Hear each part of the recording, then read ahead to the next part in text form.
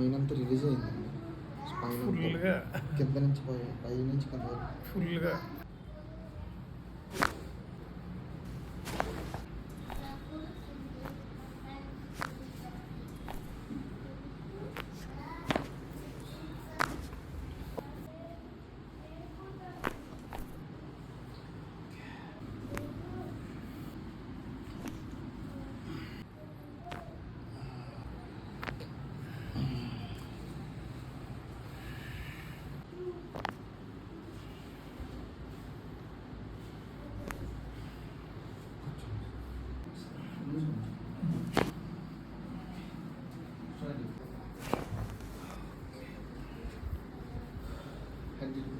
Treatment మీకు చేసాక ఎలాగుంది సార్?